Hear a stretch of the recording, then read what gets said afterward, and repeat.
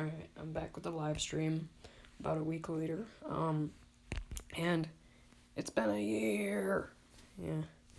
Yeah, it's been a year. Wow.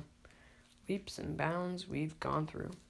So, today, I wanted to do, like, a view count, huge shout out, and a cell phone collection update, because I think it might be kind of time for that one. I know I've done the other live streams, I'm gonna delete those, but, yeah. Let's go ahead and get started with the collection update. So we'll start with the ones where I can't remember the year they're released. I start with my main point and shoot camera. This is a Sony DSC-WX220. And it's working fine. I'm recording off my iPhone 6s Plus, which does have 4K video recording as well. Sorry, I'm kind of losing my voice, but yeah. Yeah, it's got 4K, 18.2 megapixel lens, and 10 times optical zoom, so that's pretty nice. Here we have a Canon PowerShot SD1100 IS. This is working fine. It's like my very first point and shoot. Well, not my very first, but one of the ones my family used frequently. And this one has an 8 megapixel lens, which isn't that great for point and shoot. And I believe it's like how many times optical zoom? I don't know, I think it's like 3 times optical zoom, so that's pretty bad. And it's a pretty basic camera, but it's also got a 6mm lens. But it does have optical image stabilization, which my iPhone does have as well, and I think this has it as well. Yep, optical steady shot. Here we have the Olympus FE5020, the camera I recorded first off when I just started the channel a year ago. It's insane. Yeah, it's working fine. It's not a bad camera. It's got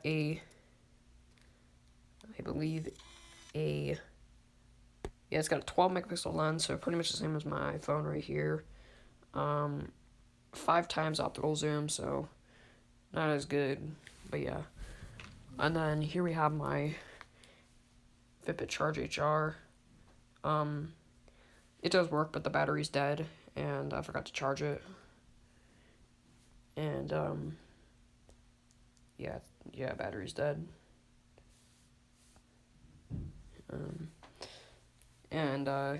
So it's got a wear and tear in it, but I don't use that as my main watch anymore. But here we have one of the Sanyo SCP-5300s. This one is in worst condition of the two. It's got a lot of scuffs, and the paint's chipping a little bit. But yeah, it's still working, but the battery's dead and I don't have the charger for it. And then here we have the other SCP-5300. I've arranged these by the date they were released. These both were released in 2002. But this one's in a lot better condition. Of course, it's still got some minor scuffs in some places, but it's not as bad. Here we have the VX6100. This one was released in 2004. Of course, you know, it's an original from the old videos. But yeah. This thing lasts, like, I don't know. I don't use this, like, very mainly. I don't know.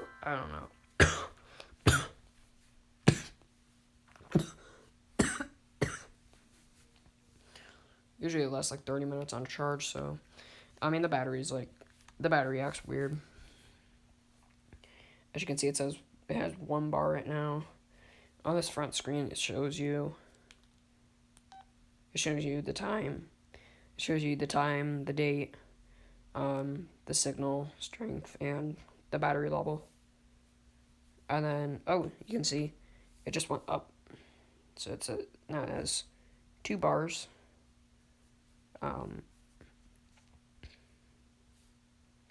Yeah, it acts weird, and it's not even connected to a cable. Here's the camera. It's a VGA camera, but it's also a smart camera because it does have a flash, which is nice. And then this is like a little indicator light for many things. Now it just went up to 3 bars. Weird. This thing's got a 1,000 milliamp hour battery. Yeah, and then I just went back down to 2 bars. So yeah, it's really weird. I don't want the battery to be running and like warning me for low battery. But yeah, here we have the Sanyo PM8200 in the nice kind of blue color. It looks pretty nice. This is in kind of meh shape. It's a little scratched up. Paint's not chipping. Paint's not chipping like on this SCP right here, but yeah, this one's it's just got some scratches around it. It does work, but again, the battery's dead and I don't have the charger for it. Here we have, and also, this was released in 2004 as well, just like the 6100. Here we have the Samsung SPH A900. And also the SCPs are for Sprint. That's for Verizon, and then this is for Sprint, and then this is also for Sprint. This one was released in 2005, and it looks really eye-candy to a Motorola Razr, because it's got those thin edges buttons on the top right here, and it's just kind of resembled it. It kind of looks similar in my opinion. But yeah, this one was released in 2005, so it's a little bit older. But yeah, this does work, but the battery was bulging and I had to get rid of it because I didn't want to risk of it being explosive, and I couldn't turn it on, and I do have the charger for it, but yeah, I can't use it because it doesn't have a battery. I'm trying to get a battery, but yeah. Here we have the Samsung SGH T209. This phone is a dummy unit, so it's not officially working. This one was released in 2006. It come in many different colors, however, it was pretty cheap. It had like this really cheapy plastic design, as you can see. This one was for T-Mobile. Yeah, it's really covered in plastic. So yeah, that's that. Here we have the LG CE110. It's for AT&T. I'll let that turn on. This phone was released in 2007. So yeah, let that turn itself on. I can't zoom in. Yeah, this was actually my very first personal cell phone, so yeah, as you can see. So on this front, it's like a monochrome display. It shows you the time, the signal strength, the volume level, and the battery level. But then when you open the phone, it says it does show the AT&T logo. This, when you open the phone, it just stays the same, like when it's closed. But yeah, this was a Go phone, so it had the minutes. Yeah, it's just kind of, it's kind of has this like glossy. It kind of resembles the jet black iPhone a little bit, I have to say, because got that glossy kind of finish. However, it's not as prone to scratches, but it has, but fingerprints are a nightmare to this thing. And then this just got this like plastic back. This thing's got a 900 milliamp hour battery. And you can either put a Singular or AT&T Smart Chip. But yeah, that's that. Here we have the Samsung Blackjack 2. This was also released in 2007. This is a Windows mobile phone, so yeah. It's running Windows Mobile 6.1. So it's like kind of like Windows XP a little bit, or more like more like Vista. Well, not really Vista, but this Vista was trash. Vista's trash. I don't have this. I'm more of a Mac user, but I do have an HP Windows laptop. I have Windows 10. But my school still runs Windows 7. Weird. But yeah. Yeah, of course it's got the start menu, and all that. Pretty weird dial tones.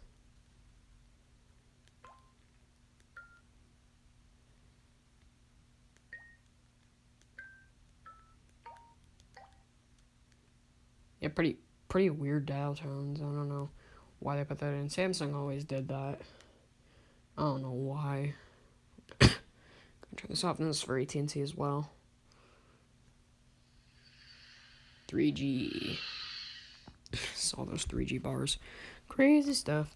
Here we have one of the VX5500s. This one's in a little bit better condition. Well, actually, it's got the Play-Doh in there because I tried to make a Play-Doh case.